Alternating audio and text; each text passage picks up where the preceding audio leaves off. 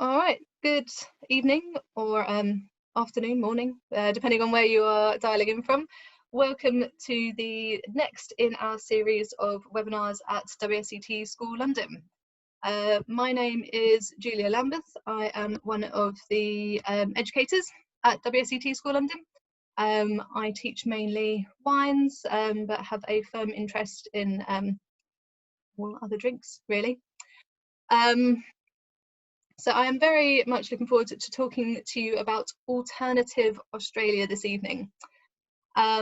Just to give you a little bit of background on why this is a topic, I guess the main thing is that I really like Australian wines. I think a few of you do too, which is why you're here.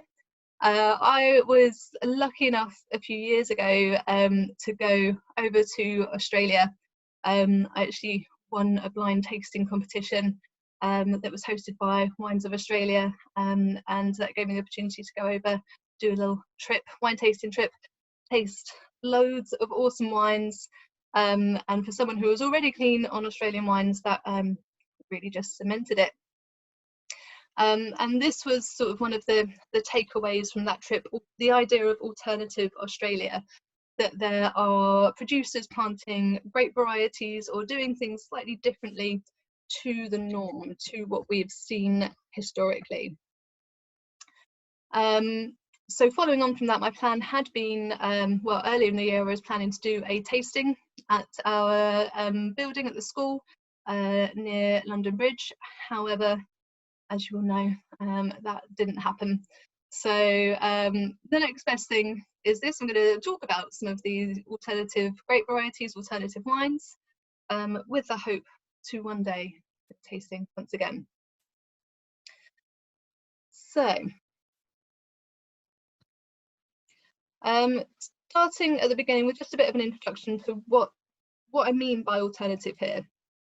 So we're going to look at lots of different grape varieties as part of this session. So some will focus on a little bit more, some is just more of a kind of mention.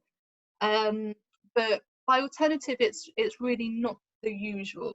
So when we think of the more popular grape varieties in Australia, obviously we're talking about Shiraz and Chardonnay, but there's also Cabernet Sauvignon, Merlot, Grenache, Riesling, Semillon, and so on, all of the sort of international varieties that you'll find in many other countries as well. So when we're talking about alternative grape varieties, it means anything else, really. So we're looking at varieties that are planted in quite small quantities. Some of them are more regionally specific than others, but all of them are interesting. Some have been actually planted for a long time. I'll have a little brief overview of the history, and then some of them have only really started production in the last few years. So it's quite a diverse scene in terms of grape varieties. That's going to be the focus of the session, the grape varieties. And at the end, I also just want to touch a little bit on grape growing and winemaking as well, just because really it all kind of feeds in together. So let's start with that little bit of history. So winemaking in Australia can be sort of traced back to, well, quite a long time ago. It was 1832 that James Busby arrived in Australia with a collection of vine cuttings that he would taken from several countries in Europe. In fact, this wasn't the first planting of vines. There had been some a few decades earlier, but it was when Busby arrived in Australia, he really realised the potential of the country for wine production. And at that point, it wasn't really a wine trade. So he took it upon himself to go back to Europe to learn about winemaking. He wrote a whole book. It's actually quite impressive if you ever want to read it. And yeah, he basically brought back a bunch of different grape varieties, not all of which survived. As I just mentioned, some of the varieties became more popular than others, but to start off with, it was quite an expansive collection. So moving on to a couple of decades later, we get to 1868, and we get the first Dolcetto planted in Australia by Henry Best. So Dolcetto is an Italian grape variety, and it is still considered an alternative grape variety today, even though it's been planted for that long. And in fact, that vineyard has been running for ever since that time. It's possible that the world's oldest Dolcetto is actually in Australia rather than in Italy. I don't know if that's 100% true, but that's the theory. But it just goes to show you that, yeah, the idea of alternative isn't a new one, although it is a growing one, and there is a growing number of grape varieties and a growing proportion of alternative grape varieties, as we'll look at later. So even by 1868, we had some alternative varieties, but by the early 1900s, the focus was on these international varieties. So, as I said, the Shiraz and Chardonnay sort of became really popular. Fortified wines at this time are actually really important. So you might not think of Australia for its fortified wines, but way back when, those were definitely the styles that were more desirable. So wines like sherry, wines like port, they obviously don't call them sherry and port anymore, but in that sort of style. And it would have been different grape varieties typically that we use for those. As we get into the late 1900s, here is where plantings start to expand. So grape varieties like Viognier start to be planted. You can think of Yolamba in Eden Valley planting Viognier, which until that point wasn't really a variety that had been considered much for Australia. So now it's not that unusual. I think we even saw someone in the chat earlier is drinking some Viognier tonight. But at that time, it hadn't been considered part of the key crop of grape varieties for the country. So already things are starting to change. And then we've got a couple of particular dates. Coriole, the winery in McLaren Vale, plant the first Sangiovese. These guys have taken a real interest in Italian varieties. So not only will you find Sangiovese there, but you've got Barbera, Nebbiolo, Fiano, all sorts of things going on. And then this focus on Italian varieties continues when we get to 2000, where the Chalmers winery imports 70 Italian varieties. So those of you that maybe haven't had much Italian wine, think 70 varieties, oh, that's a lot. I mean, it is a lot, but it's also not all the Italian varieties. These will be the ones that were deemed most likely to be successful in the Australian climate. So one of the things we're going to talk about a little bit later is why import all these different varieties. And part of the answer to that is a climatic one. When you think about the growing conditions in many parts of Italy, particularly some of the central and southern ones, you're looking at quite warm, dry growing conditions.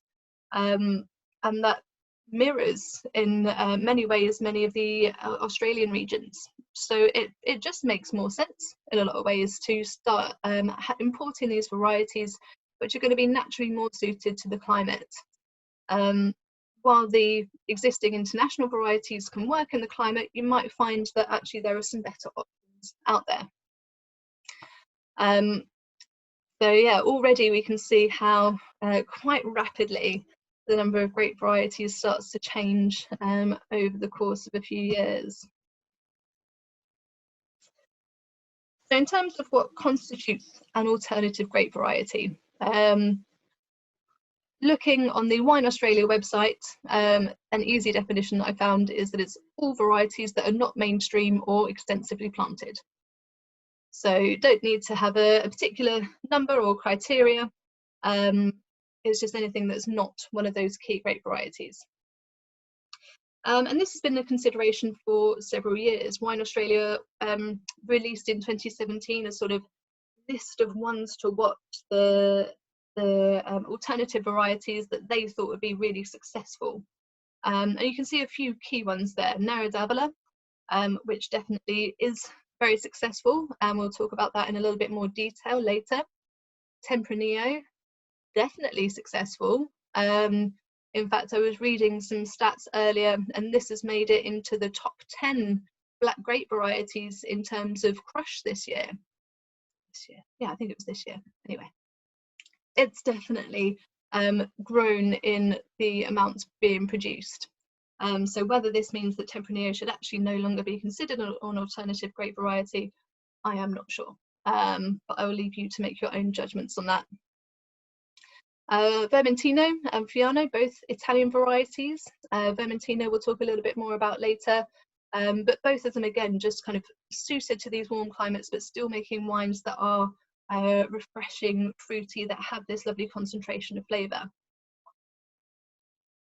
Since 2017, there's more grapes. So there's increasing plantings of things like Nebbiolo, Italian variety Touriga Nacional from Portugal, Assyrtiko from Greece, Grüner Veltliner from Austria, Sangiovese back to Italy, and that's that's barely scratching the surface, and more. I mean, you can think of what else can we say? Some of the northern Rhone varieties, Marsanne, Roussanne, which historically haven't had a great proportion of plantings. What else was I thinking about earlier? Saperavi, Georgian grape variety, Sagrantino, another less known Italian grape variety, Zinfandel, mentioned earlier. I mean, yeah, the list just keeps on going. So very much speaking to this idea of experimentation in Australia. So in 2015, which is actually the most recent statistics I could find for volume of vineyard area, the overall alternative grape varieties made up 7.3%. So it's not a lot. Arguably it will have grown, but I just don't have any more up-to-date stats. But it means that when we're looking at each of these grape varieties, actually it's quite a small volume of production that we're looking at. Nevertheless, as an overall picture, it is an interesting thing to consider, and it's certainly a thing I think that's going to become more and more important over the coming years. So, coming back to this question of why plant alternative grape varieties, why not just stick to the Chardonnay and Shiraz that we all know and love? There's a few potential reasons for this. So the first one here is innovation as an idea. Australian winemakers, like many winemakers around the world, like to experiment. They like to change things up. They like to see what they can do. Most winemakers will have worked in another place. They will have gained experience from that. They may have worked with different grape varieties.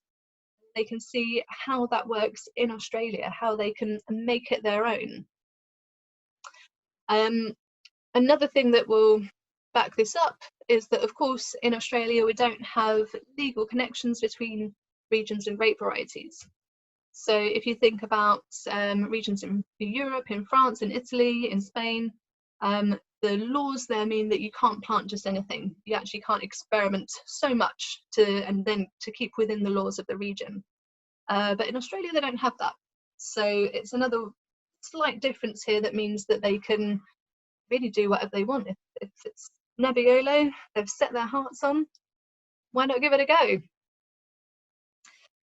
The next point here is as a response to climate change.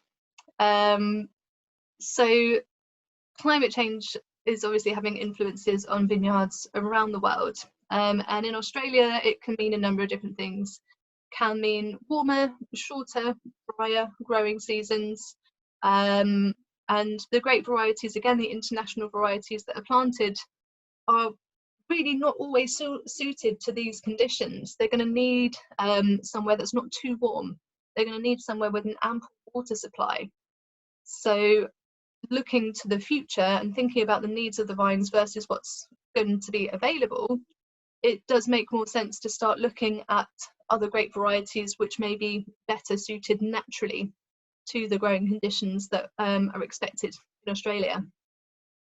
And then, of course, the other side of that is if you have grape varieties that are better suited to production, then you're not going to need to use so much water in your vineyard. You can manage them a little bit more sustainably, and that will also kind of lead into the ethics of your business if you're concerned about climate change. And the last point about the globalization of wine comes from both the producer and the consumer side. So I mentioned earlier that a lot of winemakers work in several different countries. So they will have gained experience from working in other places and bring that back to them. And then you'll find that we've got people from other countries living in Australia. So they will bring with them a demand for wines that maybe didn't exist historically a few years ago, a few decades ago. And then you've also got people around the world who are exposed to all sorts of wines. So big wine markets like the UK, America, China are actually some of the biggest consumers of these alternative varieties. But that's because generally we have access to all sorts of wines. So we'll have an idea of what a Sangiovese tastes like in Italy, but then it becomes a bit more of a different thing. What does Sangiovese taste like in Australia? How are the two going to be able to compare? So it's a few factors sort of tying that together. So from having this idea that you want to plant some alternative varieties, you think you can make a good wine, you think there's a market for it, we've then got to think about some of the practicalities. How do you get new grape varieties into a country?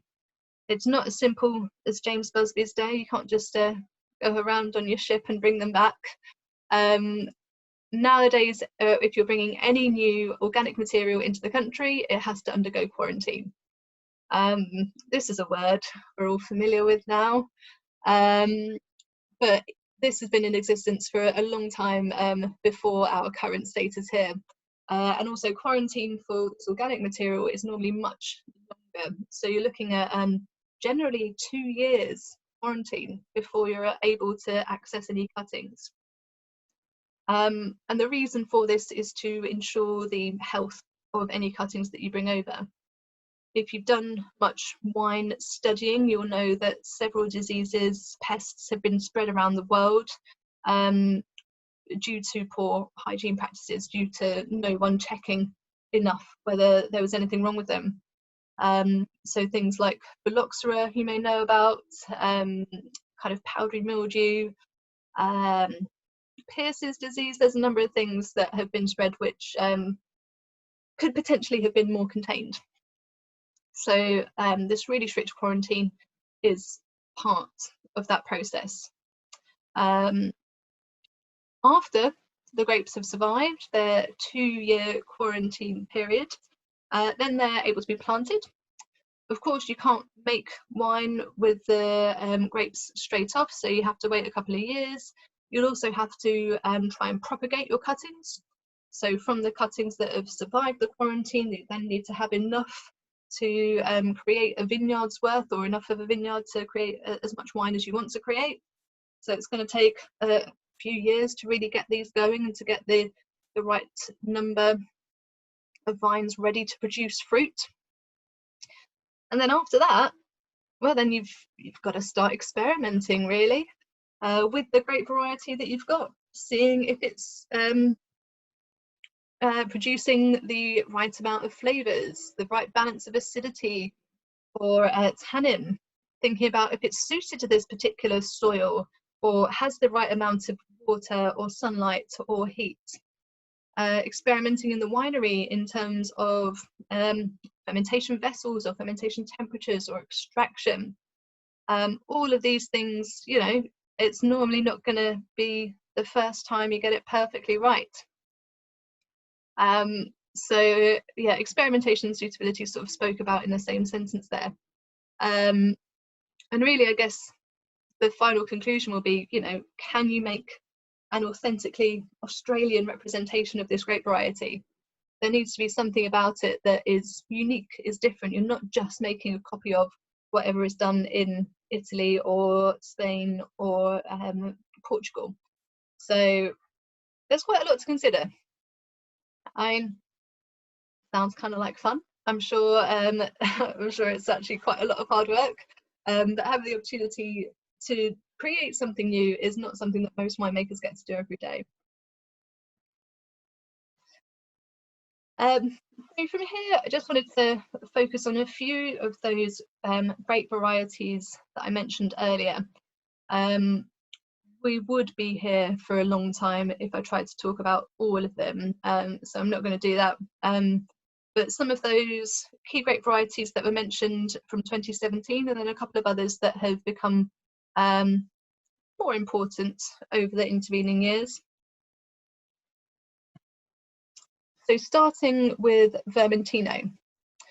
So Vermentino, for anyone who is not familiar with it, is an Italian white grape variety. So it's found in coastal parts of Liguria, in Sardinia, Corsica, and it makes dry white wines which have generally quite high acidity, and a combination of sort of peachy, bit of stone fruit, bit of citrus fruit, and delicate floral characteristics. It is generally a single varietal wine. Okay, can be blended, but generally we're not looking at oak or any massive winemaking techniques here.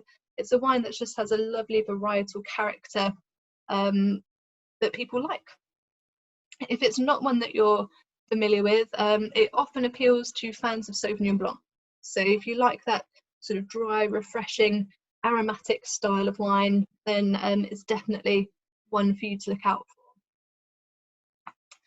for. So tried to get some stats in where I could for the presentation. For Vermentino, as I mentioned earlier, the latest stats of 2015, only 121 hectares planted, which is 0.1% of the entire Australia vineyard area. So yeah, so not a particularly high volume in terms of its production. But like with all of these things, it is important, it is growing.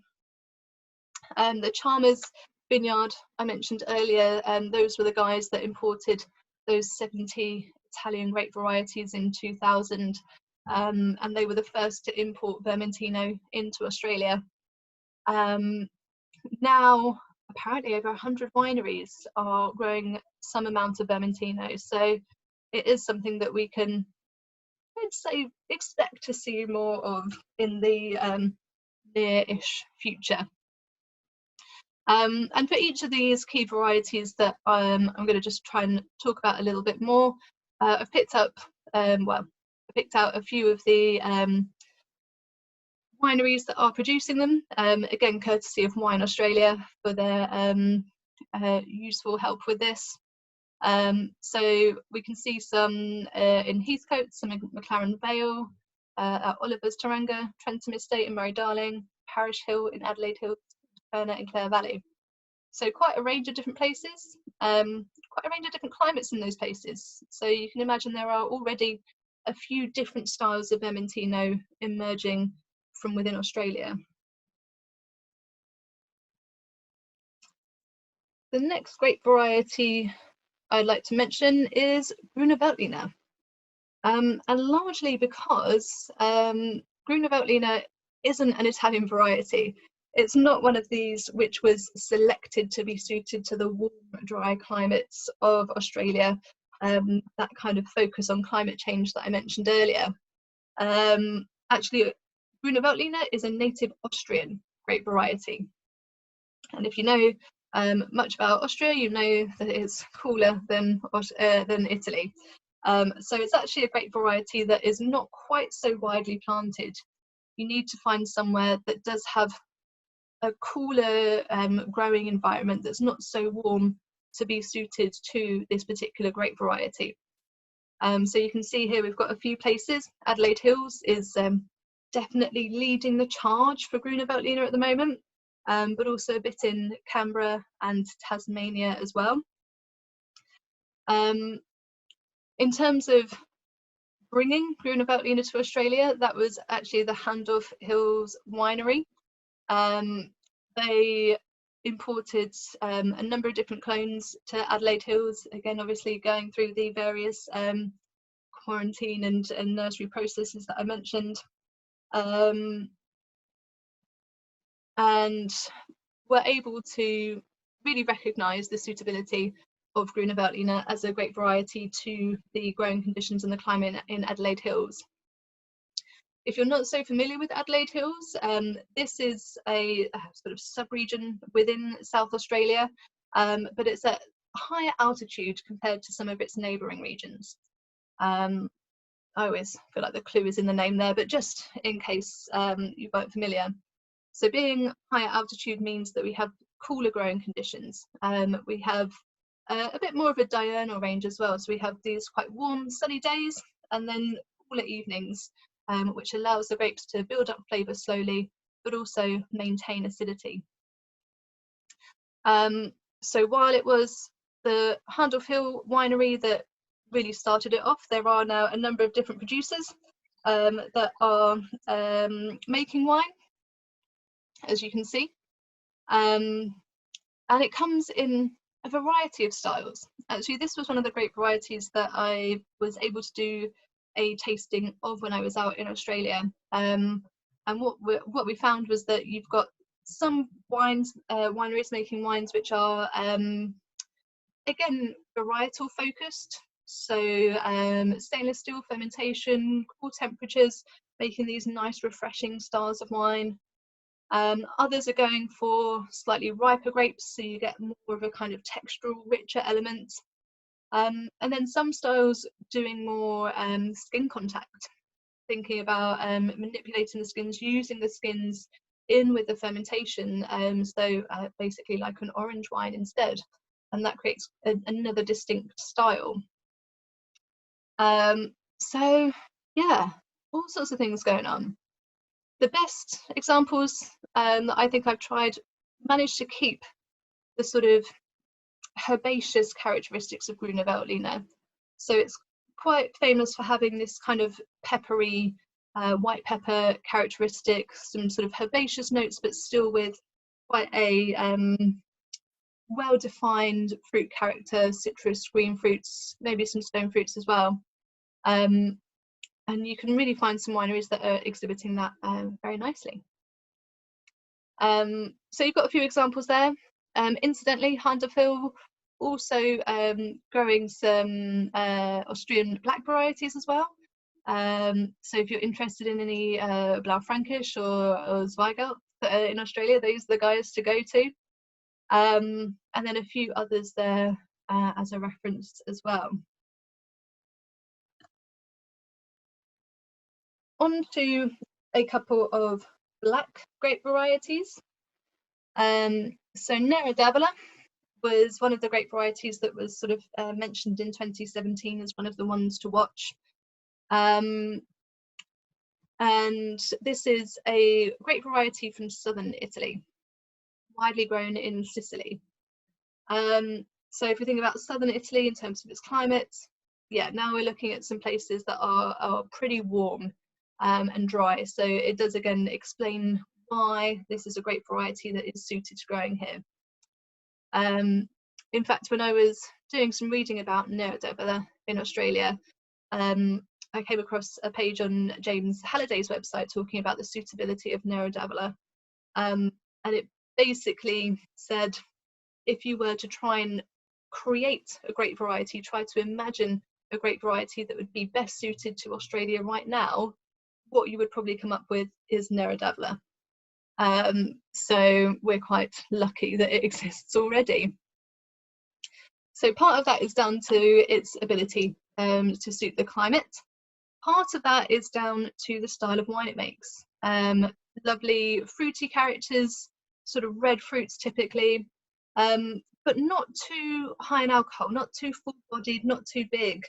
There is a slight trend towards wines that aren't too overpowering in Australia at the moment. So something that is more medium-bodied, that isn't quite so much of a hit you around the face style, is something that, again, in theory, is what consumers are looking for, what winemakers are looking for. So that does it, all of it kind of makes sense in terms of why it's growing in popularity. And it's another one of the grape varieties that was imported by the Chalmers family. So they again were responsible for its origin, but again it has grown. So now more than 55 vineyards have plantings of Nero d'Avola. And I think it will continue to expand as well. That said, it's not been without a little bit of controversy. So you might notice on the label for the Coriol bottle that we've got on the slide there that it just says Nero. And I imagine that might be in part due to some protest from Italy that has occurred, basically saying that using the term Nero d'Avola on a bottle of Australian wine is misleading, partly because Avola is a place. So the name of the grape variety Nero d'Avola is just because it's a black grape variety from Avola, and also partly because apparently Australian producers were referencing Sicily or Sicilian in a lot of their descriptions, so that Italy is worried it's going to confuse consumers. They might be expecting something from Italy and actually get something from Australia instead. Of course, this isn't the first time these sorts of concerns have occurred. You may remember Prosecco. It's very much the same thing. Prosecco should just be made in Italy. You can't just make Prosecco anywhere in the world. The resolution from that was they changed the name of the grape variety from Prosecco to Glera, and told everyone to stop calling it Prosecco. And there still exist a few Proseccos in Australia, but I'm sure they're not supposed to. Anyway, slight tangent there. Despite this little bit of controversy, it doesn't stop some lovely wines being made. So again, you can see a few examples there from Coriol in McLaren Vale, Chalmers and Heathcote, Rush Higgins in McLaren Vale, and Montera in Fleurieu Peninsula. Noticeably, these are all places that are warmer compared to where we were just looking for the Grüner Veltliner plantings. They are definitely grape varieties that have different requirements in terms of their vineyard, but it doesn't mean that both of them aren't equally important and equally relevant for Australia going forward. And then onto Nebbiolo. Nebbiolo has one of the key black grape varieties from Piemonte in the north of Italy. So if you are familiar with Italian wines, you've probably had some Nebbiolo, maybe in the form of Barolo or Barbaresco, or maybe from somewhere else. But what is noticeable about pretty much all Nebbiolo wines is they make very complex, concentrated, structured wines. Often the aroma profile that you get from a Nebbiolo would be described as rose petals and tar, with fruity characteristics, spicy characteristics, oak notes. Yeah, pretty big wines. And no one would argue that they don't make some very important, very outstanding quality wines. Nebbiolo is a grape variety. It's not the easiest grape variety to grow.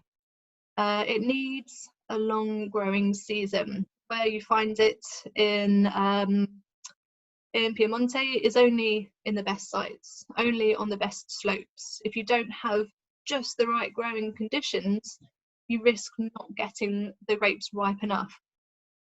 And so, yeah, you might wonder, why would you try growing a grape variety that can be such a challenge, that can be so risky? But I think coming back to that point earlier of innovation, and yeah, some people do like a challenge. We've got the label from the Luke Lambert Nebbiolo there in Yarra Valley. I mean, this is a guy whose passion for Nebbiolo, I feel, is unparalleled in Australia. Please do feel free to correct me if I'm wrong. But yeah, he grows Nebbiolo in Yarra Valley. Historically has produced some other more classic grape varieties as well, some Chardonnay and Pinot Noir. But really all he wants to do is make Nebbiolo, to the extent that the plan is to stop making the other wines and only make Nebbiolo. Just make the best Nebbiolo that he can make, the best Nebbiolo in Yarra Valley. Yeah, it's a real focus, a real passion. I don't think most other wineries focus on that, a single variety to that extent, but it's pretty impressive. And let's be fair, the Nebbiolo that he makes is pretty awesome, so he's getting something right, that's for sure. Not everyone producing Nebbiolo has that much obsession. So most of these other producers will produce some in conjunction with other grape varieties. Part of the problem with it being a challenging grape variety is that it's not necessarily going to ripen to the same extent every year. It can be one of the earliest grape varieties to bud burst, so it buds quite early, and it can be one of the latest varieties to pick. So you have all of that growing season, which is useful, but it means you've got more risk of spring frost, you've got more risk of bad weather in the autumn when it comes closer to harvest. So it is a gamble. And referencing the variety of styles here, some years that gamble pays off, and you're going to get these really kind of perfumed, concentrated, structured, complex wines, which will be, you know, absolutely amazing. Other years it might not go so right, so we might see some lighter styles being made, or even some rosé styles. I was sort of reading about some rosé Nebbiolo the other day and thinking, well, you know, why would you make a rosé out of this grape variety when it's so highly prized as a red wine? But realistically, if it's been not the best year and the grapes haven't ripened to the right extent, are you going to just not make anything, which isn't really going to be a smart business decision? Or you can at least make a very lovely rosé out of your grapes, even if they aren't necessarily going to be used for red wine production instead. I'm not saying that all Nebbiolo rosé is for that purpose. I'm sure some people just want to make Nebbiolo rosé, but it's an interesting thing to consider. There's always got to be a use for your grapes. There's got to be something you can do if the conditions aren't exactly perfect. So yeah, again, quite a few different climates here. So you've got places like Yarra Valley and Adelaide Hills, again, both more moderate in terms of their climate. And then you've got places that are a bit warmer, Heathcote, McLaren Vale, King Valley. So it's going to be an interesting comparison, I think, in years to come, how Nebbiolo reflects these different growing conditions, but also reflects the different soils. It is, you know, one of those great varieties that has that ability to give a sense of place. So anyway, maybe in a few years' time, what I'll be doing is an Australian Nebbiolo tasting. I'll just talk about all the Nebbiolos. I think that's a way up, yeah. So those were just really a snapshot of a few grape varieties that I think are quite interesting in Australia. There are loads and loads more, as I sort of indicated earlier on. If you have any particular questions about any other grape varieties, do feel free to drop me a line. Here I wanted to just add a little bit in about another type of alternative variety. So it's not just grape varieties that have been brought in from other countries. There's also some that have just been created, invented. So you can see that Australia has a scientific research body, the CSIRO, which have actually spent some time creating new grape varieties designed to be suited again to Australian growing conditions. And this has largely been done by crossing existing grape varieties. So take two different grape varieties, cross-fertilise them, two vinifera grape varieties, of course, and you get a new grape variety. I'm sure it takes a little bit more time and experimentation than that, but you get the idea. Interestingly, with these, they've not really taken off in the same way. You might be looking at that list of words, which are the names of the grape varieties. I should clarify. So Sienna, Tarango, Mystique, Ribienne, Tominga, Tyrian are all the names of the grape varieties that have been created. And most of them don't really seem to have a big commercial perspective. The two exceptions are the top two, Sienna and Tarango, which have been sort of taken on, adopted by the Brown Brothers winery, which is why you can see the picture of the label there. So Brown Brothers has actually historically been quite experimental in terms of the grape varieties that they grow and they produce. And the two grape varieties that I mentioned, Sienna and Tarango, are both black grape varieties making red wines, but sort of filling this criteria that I mentioned earlier, really, kind of fruity, pleasant, probably slightly lighter, easier drinking than some of the grape varieties I've mentioned just now, that are well suited to these growing conditions and make a sort of fruity but not too heavy style of red wine, which is maybe what people are going for these days. Will this continue to be a trend? Are we going to be looking at more creative grape varieties? I don't know. I mean, there's already enough grape varieties in the world to try and remember as it is. But keep an eye out.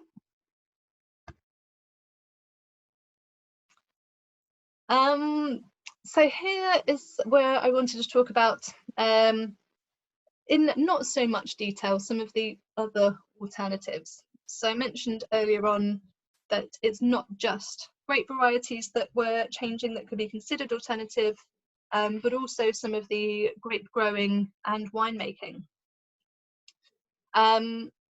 So I've just put a few points here to really consider. Quite a lot of those is to do with grape growing. So organic, biodynamic, natural, sustainable, minimal intervention, quite a few different terms here. So I'll just kind of try and clarify each. So organic, we're looking at grape growing without synthetic chemicals. This is a thing that is definitely growing in popularity, not just in Australia, but in countries around the world. And the only reason it's alternative is because it reflects a difference to conventional agriculture, which has taken place over the last few decades. You know, if you go back a couple of hundred years, no one had these sprays. But once they'd been invented and they were seen as an easy fix to some of the vineyard problems that were occurring, they became systemic in their use. They would be used every year, they'd be used on every vineyard. And so in that way, they became commonplace. So these alternatives are in a way going back to what grape growing would have been like before that. So arguably not that alternative, just to clarify that. Interestingly, well, I don't know, I always thought organic was a term that was easy to understand. Obviously we have organic fruit and veg, you understand it for your food. Consumers apparently can get a bit confused about it, they're not exactly clear what it means. I mean, and that's not surprising, most of the wine trade isn't clear about most things. Certification isn't easy, so producers might be operating under organic principles, not be able to state it on the label. So it is a little bit mixed up. But overall, if you're looking at something that is using less chemicals in your vineyard, I mean, really, that can only be a good thing. And again, we can come back to that idea of, you know, climate change, sustainability. It all kind of fits in together. Biodynamic, again, small proportion of growers, as in every country, it does seem to be growing. So biodynamic is similar to organic in terms of the lack of synthetic chemicals, but there are also additional rules in terms of preparations, adherence to the lunar calendar, and a number of other things. So this is actually something that was created in the 1920s. So again, going back to something that actually isn't new, it's just considered alternative now. And despite not being new. It was only in 2004 that the first sort of biodynamic wines in Australia convention was held. So yeah, again, it is actually relatively recently that more biodynamic grapes are being produced. That said, one of the oldest certified biodynamic producers was the Kaleski winery in Barossa Valley. They were in 1998, so a little bit ahead of the curve there. Natural is a very ill-defined term when it comes to winemaking. It's not legally defined in any way and sort of means just an absence of any interference in many cases. Again, this is an even smaller proportion of people who would be doing natural wines. One of the styles that maybe has got a little bit more traction compared to others is the natural sparkling wines, the Pétillant Naturel, PetNat, as they're often referred to. And there are a few people making some different styles of those. Sustainability, sustainable practices, yeah, only become more and more important as we're going forward. Winemaking, as with many industries, can be very wasteful, particularly in terms of the amount of water that is needed. And as we've already said, the chemicals that have been used historically, fertilizers that have been used historically, there's actually been a number of things that have meant that wine over the last few decades has turned into an industry that was not actually that good in terms of its environmental impact. So again, it is becoming more and more of a focus, not just in Australia, but around the world. And there are a number of things different wineries are doing. A good example I read about was Cullen, the Cullen winery in Western Australia, who are thinking about kind of every stage of the process. So they're making their bottles more environmentally friendly. Normally this just means a bit lighter. If you think about some of those really thick glass bottles you can get, transporting those only is more expensive and more environmentally costly. Thinking about more, again at Cullen, thinking more about local sourcing of various resources, thinking about how to best manage their waste. All of it ties in together. So changes afoot there as well. The meaningful intervention is another not legally defined term, but is used by producers who basically only do what is needed for the grapes or for the wine when it's needed. So rather than have this systematic process, if you do the same thing every year at the same time and you get the same result, it's more about being in tune with the vineyard, the grapes, the wine as it's being produced. And this can kind of tie into sort of sustainable and other organic principles as well. And again, it can result in some styles which some people might describe as funky, but there are some very high quality wines being produced with this ethos, with this idea.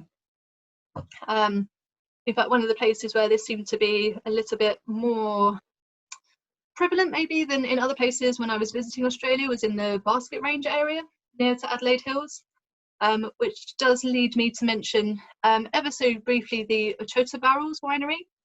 I don't know if any of you have had any of their wines, but sadly their winemaker passed away in the last couple of weeks, and this guy was an absolute legend. So if it's a winery you're not familiar with, do look them up. Yeah, making some fantastic wines. Taras was the name of the owner, a really passionate guy, had this kind of pizza restaurant in an old church. Just had a great time there, great maker of cocktails, great to talk about his wines. Yeah, really cool guy. Anyway, so those were a few grape growing things. A couple of winery things just to mention as well. Alternatives in terms of fermentation vessels, but again, not really new here. Some various instances of amphora being used. So I obviously could not put this amazing picture, the Lethbridge winery, in. So that's some of the staff that work there, hiding behind their various amphora. I mean, this is something that was used way back when, wasn't it? We're talking about some of the original vessels that were used for fermenting wine, which have arguably been in use in some places throughout that time, but are now coming back into fashion in more sort of modern winemaking environments. I guess there's a similar thought behind some of the concrete egg fermenters. Again, reading the other day an article about concrete egg fermenters, and it started with, does any self-respecting winery these days not have a concrete egg fermenter? And I hadn't realised it had quite got to that state, but there you go. So as the name suggests, these are just egg-shaped rather than being sort of typical tanks or squares that you traditionally see. And the argument for this is that the shape actually helps manage the caps during fermentation. So by having something that is more curved, you get a natural kind of movement around of the CO2 that's being produced. All seems very clever, doesn't it? And then the final point I wanted to mention in particular was about oak. So this goes back to the sort of stereotypical style of Australian wines. I think certainly here in the UK, maybe in the other countries where you guys are joining from as well, there is this perception of Australian wines as being sort of big, you know, ripe fruits, high alcohol, full-bodied, sort of sunshine in a glass idea with a big lick of oak as well. And this would apply to the red wines as well, but also to the Chardonnay, where big oaky Chardonnays were the thing a couple of decades ago. Obviously, particularly for Chardonnay, it can be quite a divisive thing. It is potentially the big oaky Chardonnays that became a little bit less popular and sort of ushered in the era of Sauvignon Blanc, which doesn't seem to have left it yet. But this idea that all Australian wines are big and oaky is, again, it's not really true anymore. So managing oak in a way that is, again, considerate, that reflects the style of wine, that reflects the quality of the wine, is really what producers are looking at these days. So that means things like bigger oak vessels, older oak vessels, playing around with the amount of oak that's being used. In Chardonnay, also playing around with the amount of malolactic that is that the wine's going through. So all of these things just kind of serving to rein it back a bit. Like, just think a little bit more about delicate flavours when it comes to Australia now. I know it's maybe not the terms that you're used to, but like, Australia is doing all sorts of wonderful things. So if you are one of those people that's, you know, maybe gone, oh, I'm not sure if I want an Australian wine, aren't they all, you know, big and alcoholic? No, is the answer. I think hopefully I've just proved that pretty much anything is available in Australia these days. So certainly worth having a look around. So that really brings me to the end of everything that I was planning to say. Just wanted to mention a few of the resources that I used here to pull this together. Wines of Australia, very much the biggest one. So they've got their Wines of Australia website, and then also Australian Wine Discovered, which is their educational resource. So if you have any interest in Australian wine at all, this is a free educational resource which covers all the key elements of Australian wine production. Latest statistics you can find through their websites as well. Just really useful, really well presented, and yeah, very helpful resource. Otherwise, a few other things that are useful. I did download James Busby's book from 1825 on my Kindle. It's, as I said earlier, I think it's just really impressive. It's kind of starts out with his account of getting to Australia, realising that there was this gap in the market, and then how he went about getting grapes from various countries, learning how to make wine. yeah, very, very interesting. James Halliday's website, Wine Companion, also very useful resource, lots of information on there. He's the kind of go-to guy when it comes to Australia, really. And then a bit of Jancis Robinson's Oxford Companion as well, which is just the go-to book for any wine information, really. So yeah, a few different things that might be of use to you there. So that brings me to the end of the presentation, really. If you are interested in sharing any posts on social media, there are all of our handles here which you can access. It's very nice to see, you know, tweets and instas and whatnot. I will leave that up to you. And obviously we are WSET School London is still open for all classes currently. So whether that's wine, spirits, sake, or anything else you've got an interest in, you can find more details on our website. So that's it from me. I'm going to end the recording here.